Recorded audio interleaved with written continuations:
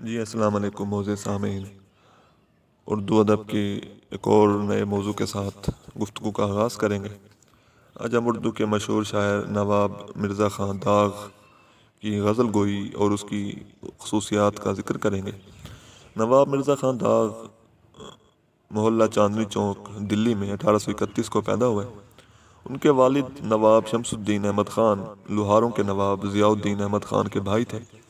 داغ کی عمر ابھی 6 برس ہی تھی جب ان کے والد کا انتقال ہوا۔ والد کے انتقال کے بعد والدہ نے بہادر شاہ ظفر کے بیٹے شہزادہ فتح الملک عرف مرزا فخرو سے نکاح کیا اور انہیں شوکت محل کے خطاب سے نوازا گیا۔ یوں داغ کی پرورش دلی کے لال قلعے میں ہوئی۔ وہ زمانہ شعر و سخن کا زمانہ تھا۔ قلعے میں مشاعرے منعقد کیے جاتے تھے۔ داغ کو بھی شاعری کا شوق ہوا اور ابراہیم ذوق جو بہادر شاہ ظفر کے استاد تھے ان کے شاگرد بن گئے۔ مرزا فخرو کے انتقال کے بعد وہ لال قلعہ چھوڑ کر رامپور نواب یوسف علی خاں کے پاس پہنچے۔ پھر یوسف علی خاں کی وفات کے بعد نواب قلب علی خان نے بھی ان کی مہمان نوازی میں کوئی کسر نہ رکھی اور یوں تقریباً وہ رامپور میں 34 برس گزارنے کے بعد حیدرآباد میں گئے اور حیدرآباد میں بھی وہ کئی برس رہے اور بالآخر حیدرآباد میں دکن میں 1905 میں ان کی وفات ہوئی اور وہیں پہ ان کو دفنایا گیا۔ داغ کا کلام اپنی منفرد اور گوناگون خصوصیات کی بنا پہ بڑا متاثر کن اور جداگانہ ہے اور ان کے کلام کو جو شہرت دوام حاصل ہوئی وہ بھی خاصی حیران کن ہے۔ داغ شعر و شخن کی دنیا میں جس حد تک انہوں نے اثرات مرتب کیے ہیں، شعراء ان کی نقالی کرتے رہے، ان کے رنگ میں غزلیں کہتے رہے، ان کا انداز جو ہے وہ کامیابی کی دلیل سمجھا گیا۔ یہاں تک کہ مشہور صوفی شاعر امیر منائی کے بارے میں بھی کہا جاتا ہے کہ وہ بھی داغ کی مقبولیت کو دیکھتے ہوئے ان کا سا رنگ جو ہے اختیار کرنے پہ مجبور ہوئے۔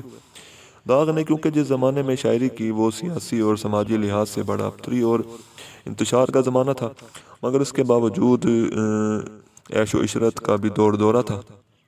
عیاشی، رقص و سرور، شراب، طوائف یہ زندگی کا لازمی حصہ تھے۔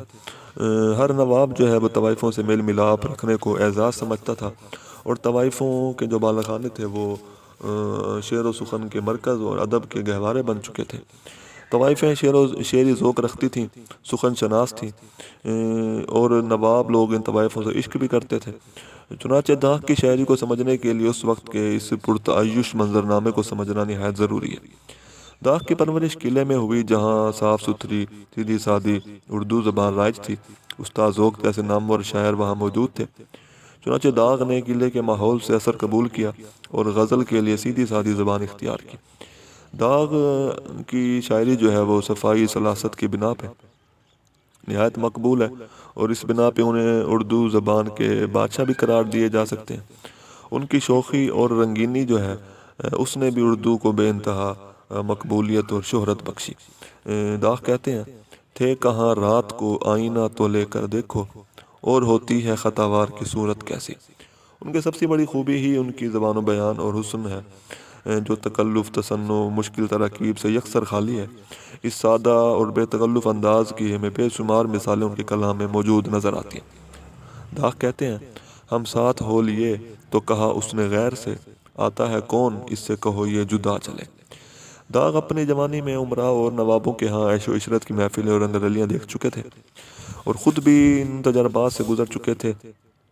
چنانچہ ان کی شاعری میں ہمیں ان واقعات اور تجربات کا عکس بھی نظر آتا ہے اور حسن و عشق کے مختلف پہلوؤں کو وہ بلا جھجک بیان کرتے ہیں اور شوخی اور تیکھے پن سے وہ بیان کرتے ہیں اور یوں لگتا ہے کہ جیسے یہ شوخی اور تیکھا پن جو ہے وہ ان کی فطرت بن چکا ہے۔ داغ کہتے ہیں، خوب پردہ ہے کہ چلمن سے لگے بیٹھے ہیں، صاف چھپتے بھی نہیں سامنے آتے بھی نہیں۔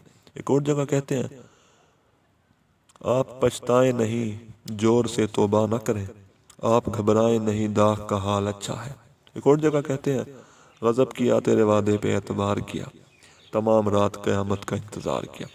ایک اور شعر میں، مشہور شعر میں کہتے ہیں، تو ہے ہر جائی تو اپنا بھی یہی طور سہی، تو نہیں اور سہی اور نہیں اور سہی۔ تو داغ نے جو عشق و عاشقی کے حوالے سے جو ایک تصور دیا ہے وہ بڑا روایتی تصور سے مختلف ہے۔ عام طور پہ عاشق جو ہے وہ غیرت، حمیت اور خودداری سے محروم ہوتے ہیں، کہ ان کا محبوب ان کے ساتھ جو سلوک کرے، ان کی بے عزتی کرے، گالم گلوچ کرے، بے وفائی کرے، لیکن وہ زبان نہیں کھولتے۔ مگر داغ نے غیرت اور خودداری کا ثبوت دیا اور کہا، کیا ملے گا کوئی ہنسی نہ کہیں، کیا ملے گا کوئی ہنسی نہ کہیں، دباؤ کیا ہے سنے وہ جو آپ کی باتیں۔ ایک اور جگہ کہتے ہیں، جی بہل جائے گا کہیں نہ کہیں، رئیس زیادہ ہے داغ آپ کا غلام نہیں۔ تو داغ کا یہی طرز گفتار ہے جس کی وجہ سے وہ اپنے دیگر شعراء سے منفرد ہیں، اور وہ اس طرز گفتار کے تنہا مالک ہیں اور کسی کی تقلید نہیں کرتے۔ ایک اور جگہ کہتے ہیں، داغ موجز بیاں ہے کیا کہیے، طرز سب سے جدا نکالی ہے۔ تو داغ جو ہے بڑی ہمت اور دلیری سے اپنے معشوق اور اپنے محبوب پہ طنز کرتے ہیں اور اس سے گلے شکوے کرتے ہوئے دکھائی دیتے ہیں۔ تو داغ کہتے ہیں، تمہارے خط میں نیا ایک پیام کس کا تھا، نہ تھا رکیب تو آخر وہ نام کس کا تھا۔ تو داغ کیونکہ عشقیہ شاعر تھے اور عشقیہ شاعری کرتے ہیں، اور معشوق سے ملاقات اور بات چیت کے احوال کو وہ مکالمہ نگاری کے انداز میں یوں بیان کرتے ہیں کہ جیسے محبوب اور وہ بیٹھے آپس میں گفتگو کرتے ہیں۔ داغ کہتے ہیں، خدا کے واسطے جھوٹی نہ کھائیے قسمیں، مجھے یقین ہوا مجھ کو اعتبار آیا۔ ایک اور جگہ کہتے ہیں، لطف میں تجھ سے کیا کہوں واعظ، ہائے کم بخت تو نے پی ہی نہیں۔ داغ کے ہاں محبوب کی اداؤں اور نفسیات کا بھی بڑا خوبصورتی سے اظہار ملتا ہے۔ داغ کہتے ہیں، اپنی تصویر پہ نازاں ہو تمہارا کیا ہے، آنکھ نرگس کی دہن غنچے کا حیرت میری۔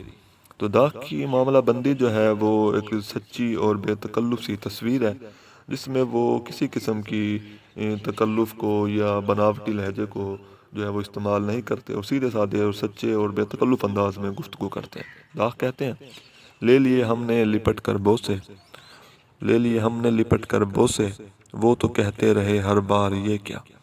داغ کی شاعری میں ایک احساس تفاخر بھی ہمیں نمایاں ہوتا ہوا نظر آتا ہے۔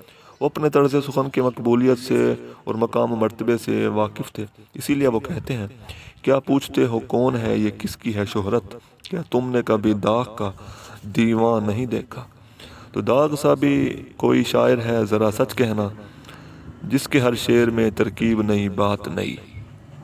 تو داغ اردو زبان کے عاشق صادق کے روپ میں بھی نظر آتے ہیں۔